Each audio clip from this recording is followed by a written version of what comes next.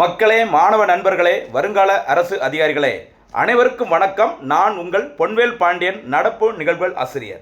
இன்றைய தினத்தில் நம்ம பார்க்க போகிறது பிப்ரவரி மாதம் 5ஆம் தேதிக்குரிய தினசரி நடப்புகளின் ஒரு சூப்பரான தொகுப்பு. சரிங்களா?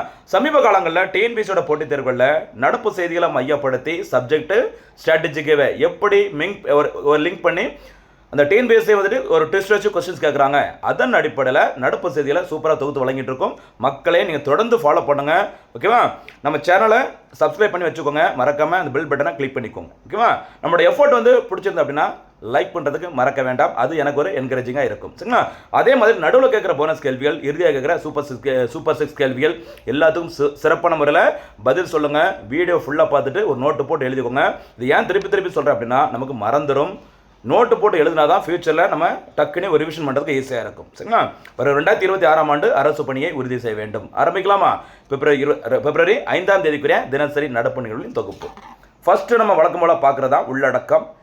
பிப்ரவரி 5ஆம் தேதியில் என்னென்ன சிறப்பம்சங்கள் உள்ள இருக்குது அப்படின்னு சொல்லி பாருங்கம்மா. ஃபர்ஸ்ட் பார்க்க போகிறது மணிப்பூரில் குடியரசுத் தலைவர் ஆட்சி நீக்கம். சரிங்களா? மணிப்பூரின் புதிய முதல்வர் மற்றும் துணை முதல்வர்கள், இந்த துணை முதல்வர்களில் ஒரு சாதனை இருக்குது. அந்த சாதனை பார்க்க போகிறோம். அதே மாதிரி ஐசிஎஃப் இன்டகிரல் கோச் ஃபேக்டரியோட சாதனை ஒன்று சமீபத்தில் செய்தியில் வந்திருக்குது. அது என்னன்னு சொல்லி பார்க்கலாம். அதுக்கப்புறம் மத்திய அரசின் ஒரு சில திட்டங்கள் நம்ம டெய்லி பார்ப்போம்னு சொல்லியிருந்தோம். தினம் ஒரு திட்டம். அதில் இன்றைய தினத்தில் நம்ம பார்க்கக்கூடிய மத்திய அரசின் முக்கியமான திட்டம் பிரதான் மந்திரி சூரிய கார் முஃப்த் பிஜ்லி யோஜனா. அப்படின்னா என்ன சிறப்புகள் சூப்பராக டீட்டெயிலாக பார்க்க போகிறோம். அதுக்கப்புறம் நம்மளோட அண்டை நாடு உறவுகள்லேருந்து கண்டிப்பாக ஒரு கொஸ்டின்ஸ் கேட்பாங்க. அந்த வகையில் நேபாளம் இந்தியா இடையே சரியா நட்புறவு பேருந்து சேவை தொடங்கப்பட்டுள்ளது. இது எந்த 2 நகரங்களை இணைக்கப் போகுது அதை டீட்டெயிலாக ஃபுல்லாக பார்க்க போகிறோம். அடுத்து இந்தியன் எக்கனாமியில் ஒரு முக்கியமான செய்தி, யூபிஐ பரிவர்த்தனையில் இந்தியா மகத்தான சாதனை. சரிங்களா? என்ன சாதனை? யூபிஐ அப்படின்னா விரிவாக்கம் என்ன, எப்போது தொடங்கப்பட்டது, எல்லாமே டீட்டெயிலாக பார்க்க போகிறோம். இறுதியாக சூப்பர் சிக்ஸ் கேள்விகள், அதையும் மக்களை மறந்துடாதீங்க. சரிங்களா? எவ்வளோ எஃபோர்ட் போட்டுருக்கோம் அப்படிங்கிறது கண்டிப்பாக நம்ம தொடர்ந்து வீடியோ பார்க்குறவங்களுக்கும் சரி, இதுக்கு முன்னாடி நம்ம வீடியோ பார்த்துட்டு எக்ஸாம் எழுதி ஒரு நல்ல அரசு பணியை தேர்ந்தெடுத்தவங்க சரி, நம்மளுடைய ஹார்ட் ஒர்க் என்னங்கிறது கண்டிப்பாக புரியும். நீங்களும் அதை நல்லா பயன்படுத்திக்கோங்க. தேர்வில் வெற்றி பெறுங்க. ஆரம்பிக்கலாமா? இனிமேல் ஃபுல் டீட்டெயிலாக பார்க்கலாம்.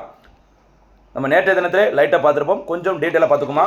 மணிப்பூரில் குடியரசுத் தலைவர் ஆட்சி நீக்கம். சரிங்களா? மணிப்பூரில் 2024ஆம் ஆண்டு முதல், அதாவது பிப்ரவரி 2024ஆம் ஆண்டு முதல் மணிப்பூரில் குடியரசுத் தலைவர் ஆட்சி அமலில் இருந்தது. ஓகேவா? அந்த குடியரசுத் தலைவர் ஆட்சி வருவதுக்கு என்ன காரணம் அப்படிங்கிறது பின்னாடி லாஸ்ட்டில் சொல்லியிருக்கிறேன். இப்போதைக்கு ஃபர்ஸ்ட் இன்னைக்கு நியூஸ் பேப்பரில் என்ன அப்படிங்கிறத பார்க்கலாம்.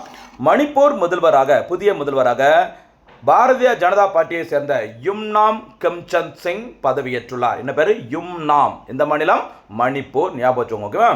மணிப்பூர் வரலாற்றில் முதல் முறையாக குகி இனத்தை சேர்ந்த ஒரு பெண்மணி துணை முதல்வராக வந்திருக்கிறாங்க. அவங்களுடைய பேர் பார்த்துங்க, நெம்சா கிப்கன். சரி, நெம்சா கிப்கன் மறக்கக்கூடாது. சரிங்களா?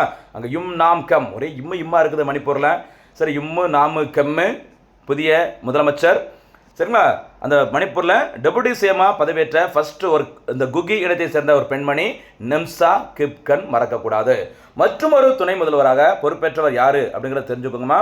நாகா மக்கள் முன்னணியை சேர்ந்த லோசி டிகோ. ஓகேவா? இப்படி ஒரு செட்டாக கூட கேட்கலாமா? இப்போ கர்நாடகாவில் துணை முதல்வர் இருக்கிறாங்க, தமிழ்நாட்டிலும் துணை முதல்வர் இருக்கிறாங்க, மகாராஷ்டிரா மாநிலத்திலும் துணை முதல்வர் இருக்கிறாங்க, இந்த மணிப்பூர் மாநிலத்திலும் துணை முதல்வர் இருக்கிறாங்க. இப்படி ஒரு சில மாநிலங்கள் தான் டெபுட்டி சிஎம் இருக்கிறாங்க. ஒரு 4 பேரை கொடுத்துட்டு எந்த மாநிலத்தின் துணை முதல்வர்கள் அப்படிங்கிற மாதிரி அட்மினிஸ்ட்ரேஷனில் கேட்கலாம். மக்களை மறந்துடாதீங்க, ரொம்ப முக்கியமானது. சரிங்களா? சரி, பாருங்க. ஓகே, மணிப்பூர் தலைநகரம் உங்களுக்கு தெரிஞ்சிருக்கும் இம்பால். அந்த இம்பாலில் நடைபெற்ற நிகழ்ச்சியில் மணிப்பூரின் தற்போதைய ஆளுநரான அஜய் பெல்லா அவர்கள் இந்த 3 நபர்களுக்கும், அதாவது முதலமைச்சர் 2 துணை முதல்வர்களுக்கும் பதவி பிரமாணம் செய்து வைத்தார். சரிங்களா? மணிப்பூரில் 2023ஆம் ஆண்டு ஓகேவா, குக்கி மற்றும் மைதேயி 2 இன மக்களிடையே பயங்கரமான ஒரு வன்முறை மோதல் ஏற்பட்டது. இந்த மோதலை தொடர்ந்து பிப்ரவரி 9ஆம் தேதி 2025ஆம் ஆண்டு தன்னுடைய முதல்வர் பதவியை ராஜினாமா செய்தவர் யாருன்னு பார்த்தீங்கன்னா, யாருமா? பிரேன் சிங் அல்லது பைரன் சிங் அவர்கள். இந்த பைரன் சிங் அவருடைய ராஜினாமாவுக்கு பிறகுதான் குடியரசுத் தலைவர் ஆட்சி நடைபெற்று வந்தது. அதுக்கப்புறம் மணிப்பூரில் நிர்வாகத்தை கவனித்து வந்தது ஆளுநர் அஜய் பெல்லா அவர்கள். தற்போது என்ன பண்ணிட்டாங்க அப்படின்னா, அதாவது 6 மாதங்கள் மணிப்பூரில் குடியரசுத் தலைவர் ஆட்சி நடைமுறை இருந்தது. ஓகேவா? ஆர்டிகல் 356 பயன்படுத்தி அதுக்கப்புறம் மறுபடியும் ஒரு 6 மாதம் எக்ஸ்டெண்ட் பண்ணாங்க. அது சமீபத்தில் பிப்ரவரி 4ஆம் தேதி முடிஞ்சு போச்சு. இனிமேல் அந்த குடியரசுத் தலைவர் ஆட்சி வேண்டாம், நாங்களே ஆட்சி பண்ணிக்கிறோம் அப்படின்னு சொல்லிட்டு உரிமை கோரியது பிஜேபி கூட்டணி. ஓகேவா? அந்த கட்சியின் சார்பில் தான் புதிய முதல்வர் வந்திருக்கிறாங்க. ஞாபகம் வச்சுக்கோங்க, ரொம்ப முக்கியமானது. குக்கி மற்றும் மைதேகி எந்த மாநிலம்? மணிப்பூர். அடுத்தபடியாக ஐசிஎஃப்பின் மகத்தான ஒரு சாதனை. என்ன சாதனை சொல்லி பாருங்க. ஐசிஎஃப் இன்டகிரல் கோச் ஃபேக்டரின்னு சொல்லுவாங்கள்ல, ஒருங்கிணைந்த ரயில் பெட்டி தொழிற்சாலை. சரி, ரயில் பெட்டிகள் தயாரிப்பாளை ஷார்ட்டா ஐசிஎஃப்னு சொல்லுவாங்க. சென்னை பெரம்பூரில் இதனுடைய தலைமையிடம் இருக்குது. எங்கே இருக்குமா? சென்னையில் இருக்க பெரம்பூரில். ஓகேவா? 1955ஆம் ஆண்டு இந்த ஐசிஎஃப் உருவாக்கப்பட்டது. சரி, ஐசிஎஃப் உருவாக்கப்பட்ட வருஷம் 1955. அதே வருஷம் தான் இந்தியாவில் மிகப்பெரிய பொதுத்துறை நிறுவன வங்கியான லார்ஜஸ்ட் பப்ளிக் செக்டர் பேங்க் என்னது? SBI, state bank of India உருவாக்கப்பட்டது. ஹிந்து மேரேஜ் ஆக்ட் உருவாக்கப்பட்டது 1955 தான். அத்தியாவசிய பொருட்கள் அந்த குவிப்பை தடுக்கிற சட்டம் 1955. இந்த லிஸ்ட்டில் எது வருது? ஐசிஎஃப். ஓகேவா?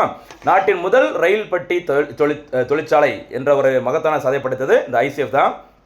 சமீபத்தில் என்ன சாதனை அப்படின்னா, ஐசிஎஃப் சார்பில் 80,000வது ரயில் பெட்டி தயாரிக்கப்பட்டுள்ளது. சரிங்களா? 55ல் ரயில் பெட்டி தயாரிக்க ஆரம்பிச்சிருக்கிறாங்க. இப்போ பார்த்தீங்கன்னா 80,000 அந்த ரயில் கோச் வந்து உருவாக்கியிருக்கிறாங்க. இந்த 80,000வது இந்த ரயில் பெட்டியானது எந்த ரயிலுக்காக தயாரிக்கப்பட்டுள்ளது அப்படின்னு பார்த்தீங்கன்னா அம்ரித் பாரத் ரயில். இந்த அம்ரித் பாரத் ரயில்னா எங்கேருந்து எங்கே இயக்கப்படுகிறது, என்ன நோக்கம், எத்தனை கிலோமீட்டர் வந்து கவர் பண்ணும் அப்படிங்கிற மாதிரி டீட்டெயிலாக இதுக்கு முன்னாடி வீடியோவில் போட்டிருக்கும். சரியாமா? பார்க்காதவங்க கொஞ்சம் பாருங்கள்.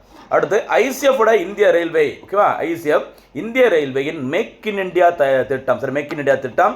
அடுத்து நெட் ஜீரோ கார்பன், இந்த கார்பன் உமிழ் வந்து இருக்கக்கூடாது, இந்த இலக்கை அடைவதற்கு இந்த ஐசிஎஃப் முக்கியமான ஒரு பங்களிப்பை ஆற்றுகிறது அப்படின்னு சொல்லியிருக்கிறாங்க. சரிங்களா? இந்த இடத்துல ஒரு போனஸ் கேள்விமா நோட் பண்ணிக்கோங்க. மேக் இன் இந்தியா திட்டம், இந்தியாவில் தயாரிப்பும் திட்டம் எப்போது தொடங்கப்பட்டது, அந்த திட்டத்தின் சின்னம் என்ன, ஒரு அனிமல் இருக்கும், அது என்னங்கிறத போனஸ் கேள்வியாக சொல்லுங்கள். சரியாமா? ஐசிஎஃபோட சாதனை மறக்கக்கூடாது, ரொம்ப ரொம்ப முக்கியமானது. 1955 சென்னை பெரம்பூர் 80,000. ஓகேவா? அந்த ரயில் கோச் வந்து உருவாக்கியிருக்கிறாங்க. அம்ரித் பாரத் ரயில் திட்டத்திற்காக தான் அந்த 80,000வது அந்த ரயில் பெட்டி தயாரிக்கப்பட்டுள்ளது. அடுத்த தினம் ஒரு திட்டத்தில் இன்றைய தினத்தில் நம்ம பார்க்க போகிற திட்டம் பிஎம் சூரியகார் முஃப்த் பிஜ்லி யோஜனா. பிஜ்லி. ஓகேவா? பார்த்துமா? பிஎம் சூரியகார் முஃப்த் பிஜ்லி யோஜனா அறிவிக்கப்பட்ட நாள், இந்த திட்டம் அறிவிக்கப்பட்ட நாள் ஜனவரி 22, 2024. ஓகேவா? இந்த டேட்டில் தான் அயோத்தி ராமர் கோவில் அந்த சிலைக்கான பிரதிஷ்டை செய்யப்பட்டது. அந்த பிரதிஷ்டை செஞ்ச அந்த நாளில் தான் இந்த திட்டத்தினை பிரதமர் அவர்கள் அறிவித்தாங்க. அதனைத் தொடர்ந்து இந்த திட்டம் முறைப்படி தொடங்கப்பட்ட நாள் பிப்ரவரி 13, 2024. லவ்வர்ஸ் டேக்கு ஒரு நாளைக்கு முன்னாடி தான் இந்த திட்டம் தொடங்கப்பட்டுள்ளது. சரிங்களா? இலக்கு, இந்த திட்டத்தின் இலக்கு 2026-27 நிதியாண்டிற்குள் 1 கோடி குடியிருப்புகளில் சோலார் பேனல், அந்த சூரிய தகடுகளை பொருத்த வேண்டும். எத்தனை கோடி? 1 கோடி அந்த குடியிருப்புகள் வீடுகளில் அந்த சோலார் பேனலை பொருத்தி சூரிய மின்சாரத்தை உற்பத்தி செய்ய வேண்டும். டார்கெட் இயர் இந்த வருஷம் 26, 27. மறக்கக்கூடாது, இந்த ஸ்கீம் தொடங்கப்பட்ட நாள் பிப்ரவரி 13, 2024. ஓகேவா? சரி, வேற என்ன முக்கியமான இலக்குகள் இருக்குது இந்த திட்டத்தில் அப்படின்னு பாருங்க. 1 லட்சம் கோடி மின்சாரம் தயாரிக்க வேண்டும். எத்தனை லட்சம்? 1 லட்சம் கோடி. ஓகேவா? அடுத்தபடியாக கரிய அமில வாயு வெளியேற்றத்தை 72 கோடி டன் அளவிற்கு குறைக்க வேண்டும். இதனோட பயன்கள் என்னன்னு பார்த்தீங்கன்னா, இந்த திட்டத்தில் சேரும் பயனாளிகளுக்கு 300 யூனிட் இலவச மின்சாரம் வழங்கப்படும் அப்படின்னு சொல்லியிருக்கிறாங்க. சரிங்களா? இது தவிர உபரியாக தயாரிக்கப்படுகிற அந்த மின்சாரத்தை அரசு விற்பனைக்கு அவங்ககிட்ட நம்ம மக்கள்கிட்ட இருந்து வாங்கிப்பாங்க. அதன் மூலம் அவங்களுக்கான ஒரு வருமானம் கிடைக்கும். இது தவிர கூடுதலான ஒரு செய்தி, மானியமும் வழங்கப்படுகிறது இந்த திட்டத்தில் சேரும் பயனாளிகளுக்கு. ஓகேவா? 1 கிலோவாட் மின்சாரம் தயாரிச்சாங்கன்னா அவங்களுக்கு 30,000 வரைக்கும். அடுத்து 2 கிலோவாட் தயாரிச்சாங்க அப்படின்னா அவங்களுக்கு 60,000 வரைக்கும். அடுத்து 3 கிலோவாட்டுக்கு மேலே அல்லது அதற்கு மேலே தயாரிக்கிறவங்களுக்கு 78,000 வரை மானியம் சப்சிடியாக வழங்கப்படுகிறது. சூப்பரான திட்டம். 1 கோடி வீடுகளில் அந்த சோலார் பேனல் நிறுவி 1 லட்சம் கோடி யூனிட் மின்சாரத்தை தயாரிக்க போகிறாங்க. ரொம்ப முக்கியமானது, ஒரு வீட்டுக்கு 300 யூனிட் வரைக்கும் ஃப்ரீ அந்த கரண்ட் வந்து கொடுக்க போகிற சொல்லியிருக்கிறாங்க. இது தவிர மானியம் சப்சிடியும் இருக்குது, மறக்கக்கூடாது. இந்த திட்டத்தில் சேர்வதற்கான தகுதிகள் என்னங்கிறது தெரிஞ்சுக்கோங்கம்மா. சொந்த வீடு இருக்கணும். சரி, வாடகை வீட்டில் போய் மேலே போய் வைக்க முடியாது, சொந்த வீடு இருக்க வேண்டும். மின் இணைப்புள்ள அனைத்து இந்திய குடிமக்களும் விண்ணப்பிக்கலாம். சரி, சொந்த வீடு இருக்கணும், அங்கே அந்த இபி கனெக்ஷன் இருக்கணும். சூரிய மின் உற்பத்தி முக்கியமான ஒரு Indian geography, Indian economy dates வருது பாருங்க, ஒரு சில நோட்ஸ். ஓகே, டேட்டு நோட்ஸ் எல்லாமே பார்த்துக்கோங்க. சூரிய மின் உற்பத்தி 18,700 மெகாவாட் உற்பத்தியுடன் இந்தியாவிலே அதிக அளவு சூரிய மின்சக்தி பெற்ற மாநிலங்களில் யார் டாப்ல வராங்க? ராஜஸ்தான் முதலிடம். 2ஆம் இடத்துல 10,500 மெகாவாட் உற்பத்தி திறனுடன் குஜராத் மாநிலம் 2ஆம் இடத்துல இருக்கிறாங்க. அப்போ சூரிய மின் சக்தியில் டாப்ல இருக்க ஸ்டேட் ராஜஸ்தான் கிங்காக இருக்கிறாங்க, நம்பர் 1. செகண்ட் பிளேஸில் குஜராத் இருக்கிறாங்க. ஓகேவா? அதே மாதிரி வீட்டு மாடி சூரிய மின் உற்பத்தி திறனில் 2800 மெகாவாட் உற்பத்தியுடன் குஜராத் முதலிடத்திலும் 1700 மெகாவாட் உடன் ராஜஸ்தான் 2ஆம் இடத்திலும் உள்ளது. ரெண்டுமே தலைகளாக வந்திருக்குது. அங்கே ராஜஸ்தான் ஃபஸ்ட்டு, இங்கே குஜராத் ஃபஸ்ட்டு. வீட்டுக்கு மாடி மேலே சூரிய மின் உற்பத்தியில் குஜராத் ஃபர்ஸ்ட் பிளேஸில் இருக்கிறாங்க, ராஜஸ்தான் செகண்ட் பிளேஸில் இருக்கிறாங்க. சரிங்களா? அதே மாதிரி இந்தியன் கவர்மெண்டோட முக்கியமான ஒரு இலக்கு புதுப்பிக்கத்தக்க எரிசக்தி திறனை, ரெனியூவபிள் எனர்ஜின்னு சொல்லுவாங்கல்ல, அதோட ப்ரொடக்டிவிட்டி சொல்லுவாங்களாமா, அந்த எரிசக்தி திறனை 2030ஆம் ஆண்டிற்குள் 5 லட்சம் மெகாவாட்டாக அல்லது 5 ஜிகாவாட்டாக உயர்த்துவதற்கு இலக்கு நிர்ணயம். ஞாபகம் வச்சுக்கோங்க, இது ஒரு முக்கியமானது. சரியா? ரெனியூவபிள் எனர்ஜி, சூரிய சக்தி, காற்றாலைகள், நீர்மின் சக்தி மூலமாக. ஓகேவா? அடுத்து முக்கியமான ஒரு இந்தியாவுடன் தொடர்புடைய ஒரு அண்டை நாட்டு செய்தி. நேபாளம் இந்தியா இடையே ஒரு பேருந்து சேவை தொடங்கப்பட்டுள்ளது. ஓகேவா? இது எந்த 2 நகரங்களை இணைக்கிறது அப்படின்னு சொல்லி பார்த்தீங்கன்னா, நம்முடைய டெல்லி தலைநகரம் டெல்லி மற்றும் நேபாளத்தின் பெனி நகரம். என்ன நகரம்? பெனி நகரம். ஓகேவா? இந்த சேவை தொடங்கப்பட்ட நாள் சரிங்களா, பிப்ரவரி 4ஆம் தேதி 2026. சரி, உலக இந்த புற்றுநோய் தினம் பிப்ரவரி 4 அன்றைய டேட்டில் தான் இந்த பேருந்து சேவை தொடங்கியிருக்கிறாங்க. எங்கே இருந்தாங்க? டெல்லி மற்றும் பெனி. ஓகேவா? ஓகே. இந்துக்கள் புத்த மதத்தினரால் சேர்ந்து வழிபடப்படும் முக்திநாத் கோவிலுக்கு செல்லும் நுழைவு வாயில் பகுதியாக நேபாளத்தின் இந்த காண்டகி மாகாணத்தில் உள்ள ஒரு நகரம் தான் இந்த பெனி நகரம். இதில் கேள்வி இப்படி கேட்கலாம், முக்திநாத் கோவில் எந்த நாட்டில் அமைந்துள்ளது அப்படின்னு கேட்கலாம். செய்தியெல்லாம் வந்ததுனால நோட் பண்ணிக்கோங்க. அதே மாதிரி இந்த டெல்லி மற்றும் பெனி நகரம் இடையே உள்ள மொத்த தொலைவு 1400 கிலோமீட்டர். இந்த தொலைவிற்கு தான் அந்த பேருந்து சேவை இயக்கப்பட உள்ளது. சரிங்களா? சென்னையிலேருந்து சரியா திருநெல்வேலிக்கு பார்த்தீங்கன்னா 750 கிலோமீட்டர் கிட்டத்தட்ட வரும். அதுக்கே ரொம்ப கஷ்டமாக இருக்கும். இது 1400 கிலோமீட்டர், அதுவும் ஃபாரின் வேற போகுது. ஓகேவா? ஓகே. நேபாளம் செல்ல இந்தியர்களுக்கு பாஸ்போர்ட் தேவையில்லை, ஆனால் உரிய அடையாள ஆவணம் வைத்திருந்தால் போதும். ஓகேவா? நேபாள நாட்டின் தற்போதைய பிரதமராக இருப்பவர் உங்களுக்கு தெரிஞ்சிருக்கும், சுஷிலா கார்கி. நேபாளத்தின் முதல் பெண் பிரதமரின் பெயர் சுஷிலா கார்கி, மறந்துடக்கூடாது. சரியா? சூப்பரான செய்தி. எப்பவுமே நேபாளம், வங்கதேசம், இந்த பூட்டான், இலங்கை, பாகிஸ்தான் இங்கே என்ன நடக்குது அப்படிங்கிறத பார்த்துக்கோங்க. அதுலேருந்து அப்பப்போ சில கொஸ்டின்ஸ்லாம் கேட்பாங்க. சரியாம்மா? ஓகே. இந்த இடத்துல போனஸ் கேள்வி கேட்கலாமா? ஆசையாக இருக்குது. நேபாள நாட்டில் அமைந்துள்ள இந்தியா உறுப்பினராக இருக்கிற ஒரு சர்வதேச அமைப்பு எது? அந்த அமைப்பின் பெயர் என்ன?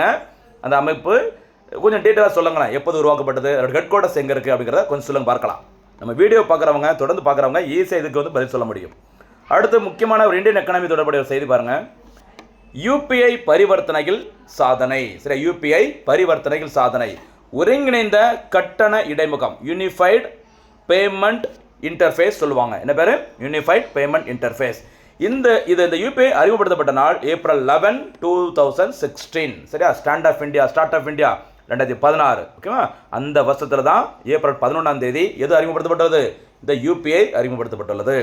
இது எப்படி உருவாக்குனாங்க, யாரால் உருவாக்கப்பட்டது தெரிஞ்சுக்கோங்க. ரிசர்வ் பேங்க் ஆஃப் இந்தியாவின் வழிகாட்டுதலின் அடிப்படையில் national payments corporation of India என்று அழைக்கப்படும் என்பிசிஐ இவங்க தான் அறிமுகப்படுத்தியிருக்கிறாங்க. யார் அறிமுகப்படுத்தியிருக்கிறாங்க? என்பிசிஐ. யாருடைய கைட்லைன்ஸில்? இந்திய ரிசர்வ் வங்கி, மறக்கக்கூடாது. சரிங்களா? சரி, என்ன சாதனை அப்படிங்கிறத பாருங்க. இந்த யூபிஐயோட சாதனை 2025-26 இப்போ முடிய போதில்ல அந்த நிதியாண்டு. அந்த நிதியாண்டில், அதாவது டிசம்பர் வரைக்கும் இந்தியாவில் இந்த யூபிஐ பரிவர்த்தனைகள் ரூபாய் 230 லட்சம் கோடி. எவ்வளோமா? 1 லட்ச ரூபாய் பெரிய அமௌண்ட்டு. 230 லட்சம் கோடி, கிட்டத்தட்ட $2.56 ட்ரில்லியன் அளவிற்கு இந்த பண பரிவர்த்தனை மேற்கொள்ளப்பட்டுள்ளது. எந்த வசதி மூலமாக? இந்த யூபிஐ வசதி மூலமாக. இந்தியாவோட இந்த யூபிஐ வசதியானது ஒரு 8 நாடுகளில் பயன்படுத்தப்படுகிறது. பூட்டான், சிங்கப்பூர், கத்தார், மொரிஷியஸ், நேபாளம், யுஏஇ, இலங்கை மற்றும் பிரான்ஸ். இதையும் தெரிஞ்சுக்கோங்க. இந்தியாவில் மட்டும் இல்லை, ஒரு 8 வெளிநாடுகளையும் பயன்படுத்தப்படுகிறது. சரிங்களா? இந்த யூபிஐ மூலமாக பொதுவாக ஒரு நாளைக்கு தனிநபர்கள் ரூபாய் 1 லட்சம் வரை பரிவர்த்தனை செய்ய முடியும். அதே சமயத்தில் மருத்துவமனை மற்றும் கல்வி நிறுவனங்களுக்கான வரம்பு இது ரூபாய் 5 லட்சமாக உள்ளது பெர் டே. உலக அளவில் நடக்கும் சில்லறை பண பரிவர்த்தனைகளில் இந்த யூபிஐ மூலமாக மட்டும் 49% நடத்தப்பட்டு வருகிறது. கிட்டத்தட்ட பாதி அளவிற்கு அந்த பண பரிவர்த்தனை நம்மளுடைய யூபிஐ மூலமாக நடத்துகிறாங்க, சில்லறை பண பரிவர்த்தனை. சரிங்களா? அதே மாதிரி உலகின் மிகப்பெரிய சில்லறை பண பரிவர்த்தனை அமைப்பு அப்படிங்கிற மாதிரி நம்மளுடைய யூபிஐயை யார் சொல்லியிருக்கிறாங்க, அங்கீகாரம் கொடுத்துருக்குறாங்க? ஐஎம்எஃப் அமைப்பு, இன்டர்நேஷனல் மானிட்டரி ஃபண்ட். சரிங்களா? ஐஎம்எஃப் அமைப்பின் தலைமையிடம் எங்கே இருக்குது சொல்லுங்க பார்க்கலாம். போனஸ் கேள்வியா? இன்டர்நேஷனல் மானிட்டரி ஃபண்ட் இருக்குல்ல, அதோட ஹெட் குவார்ட்டர்ஸ் எங்கே இருக்குது அப்படின்னு சொல்லி கொஞ்சம் போனஸ் கேள்வியாக சொல்லுங்கள். இந்த IMF அமைப்பு தான் உலகின் மிகப்பெரிய சில்லறை பண பரிவர்த்தனை அமைப்பு அப்படின்னு சொல்லிட்டு யாருக்கு ஒரு ரெகக்னேஷன் கொடுத்துருக்குறாங்க? நம்மளுடைய UPI. மறக்காதீங்க, ரொம்ப ரொம்ப முக்கியமான பாயிண்ட் இது. ஓகேவா? சரி மக்களே, இன்றைய தினத்திற்கான சூப்பர் 6 கேள்விகள். ஃபர்ஸ்ட் சூப்பர் 6 கொஸ்டின், மணிப்பூர் மாநிலத்தின் புதிய முதல்வர் யார்? இரண்டாவது சூப்பர் 6 கேள்வி, மைதேகி மற்றும் குகி இனத்தினர்கள் எந்த மாநிலத்தில் காணப்படுகின்றனர்? மூன்றாவது சூப்பர் 6 கேள்வி, ICF அமைப்பு எந்த ஆண்டு உருவாக்கப்பட்டது? நான்காவது சூப்பர் 6 கேள்வி, PM சூரியகார் முஃப்த் பிஜ்லி யோஜனா எப்போது தொடங்கப்பட்டது? ஐந்தாவது முக்கியமான சூப்பர் 6 கேள்வி, UPI வசதி இந்தியாவில் எப்போது அறிமுகப்படுத்தப்பட்டது? முடிஞ்சால் அது யாரால் அறிமுகப்படுத்தப்பட்டது அதையும் சேர்த்து பதில் சொல்லுங்கள். அடுத்து, சமீபத்தில் டெல்லியில் இருந்து பேருந்து பயணம் தொடங்கப்பட்டுள்ள பெனி நகரம் எந்த நாட்டில் அமைந்துள்ளது? சரிங்களா? எல்லா கேள்விகளுக்கும் சிறப்பான முறையில் பதில் சொல்லுங்கள். நிறைய போனஸ் கேள்விகள் கேட்டிருக்கும். மக்களை தொடர்ந்து நீங்கள் ஃபாலோ பண்ணாதான் அந்த நடப்பு செய்திகள் ஒரு செயின் மாதிரி ஒன்று கட்டாச்சுன்னா கட்டானது தான். கண்டினியூஸாக பார்த்துட்டே வந்தீங்க அப்படின்னா அடுத்த வரும் போட்டித் தேர்வுகளில் நம்ம ஜெயிப்பது உறுதி. மீண்டும் சந்திக்கலாம். நன்றி, வணக்கம்.